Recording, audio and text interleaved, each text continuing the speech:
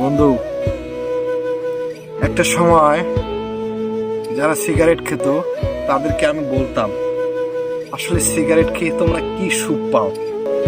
Cigarette খেয়ে তোমরা অর্থনৈতিকভাবে ভেঙে পড়ো, শরীরকে নষ্ট করো। সিগারেট খাওয়ার সেই টাকাটাকে তুমি ফ্যামিলির কাজে লাগাও, হয়তো তোমার ফ্যামিলি ভালো থাকবে।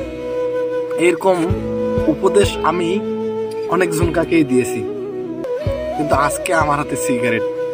কারণটা বন্ধু খুব সহজ। যাকে আমি ভালোবাসলাম দীর্ঘ 6টা বছর, যার সাথে আমার সম্পর্ক, সেই মানুষটার আজকে বিয়ে হলো।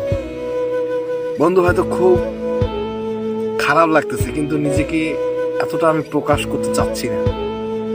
সে ভুলে গিয়েছে দীর্ঘ 6 বছরের সম্পর্ক। আমি তার বাসা অব্দি গিয়েছিলাম, আমি এতটুকু দেখার জন্য গিয়েছিলাম সে কাজীর ওই কাবিননামায় স্বাক্ষর করতে কতটা দেরি করে, সে কি আমাকে মনে করে কি না।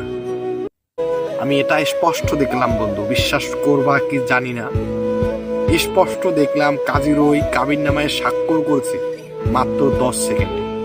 তাকে দেখে মনে হচ্ছে তার যে একটা প্রেম ছিল, ভালোবাসা ছিল, একটা প্রিয় মানুষ ছিল, সেটা তার ছিল না কখনো। আজকে এই সিগারেট আমার হাতে, কারণ একটাই বন্ধু, আমি তাকে ভুলে যেতে চাই। আমি তাকে পাওয়ার জন্য তাহাজ্জুদে কেঁদেছি, মুনাজাতে কেঁদেছি, আল্লাহর কাছে দোয়া করেছি। সেই মানুষটাকেও আমি আজকে হারালাম। তো আমি আমার একাকিত্বর সঙ্গী আজকে আমার হাতে এই সিগারেট। নিকোটিনের ধোঁয়া মুখ দিয়ে ছাপতেছি। ভালো থাকতে চাই, সুস্থ থাকতে চাই। তোমার এই বন্ধু, তুমি বন্ধু কখনো আমাকে ইনসাল্ট করিও না এই বিষয় নিয়ে।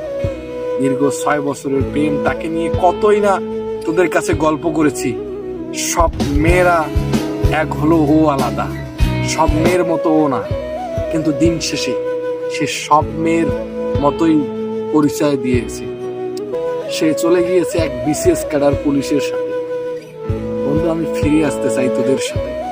তোরা আমার জন্য একটু হলেও সাহায্যের হাত বাড়িয়ে দিস।